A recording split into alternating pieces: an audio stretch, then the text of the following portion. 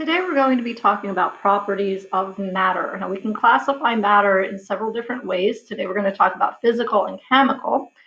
Physical properties are characteristics of substances that you can observe or measure without changing the composition. So you don't have to do a chemical reaction to observe these properties. So some examples include the shape, the odor, color, texture, melting point, boiling point, hardness, and then these last three terms I want to define. Density is the ratio of mass to volume. Ductility is the ability to stretch something into a wire. And malleability is the ability to pound something into a sheet. So those last two terms mostly refer to metals. These are all physical properties. Chemical property is a characteristic of a substance that you can only observe when you change the identity of the substance. So when you do a chemical reaction, so for example, reactivity, how easily a substance chemically combines with other substances. So if you throw a sample into water, is it going to form an explosion? Things like that. Flammability, how easily a substance burns. So some things are highly flammable and some things aren't. Toxicity, how harmful a substance is to people or animals. If you ingest something and it causes some kind of reaction in your body that hurts you, that's toxicity. And that's going to be a chemical reaction and a chemical property because you would be forming something new.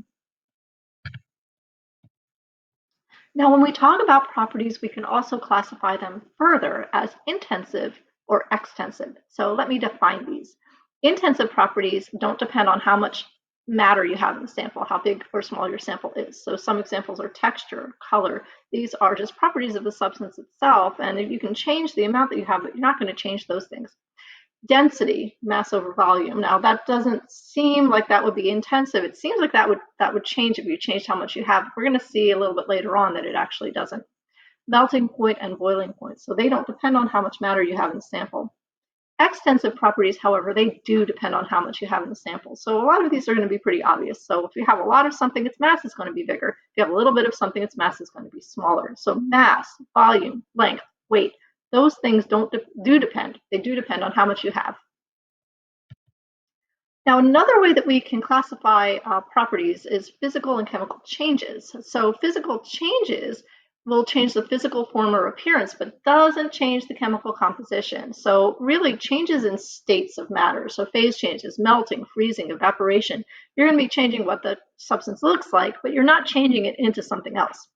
Grinding something up into little pieces, again, you're just changing what it looks like, but you're not changing it into something new.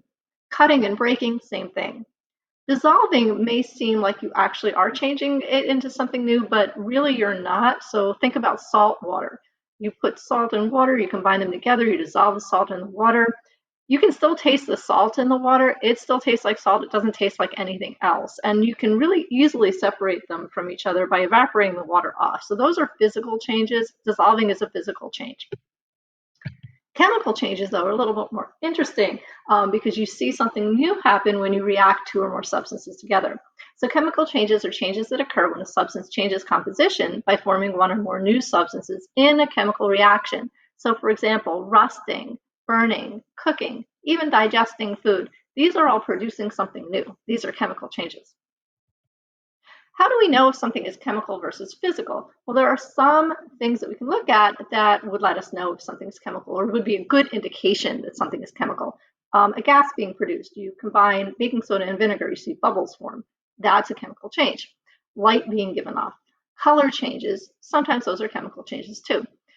Heat being absorbed or released. So if you're holding onto a beaker, I wouldn't recommend doing this if you don't know exactly what you're reacting, but if you're holding something in a beaker and you combine it with something else and that beaker becomes cold or hot, heat's being absorbed or released. The temperature is changing. A chemical change is occurring.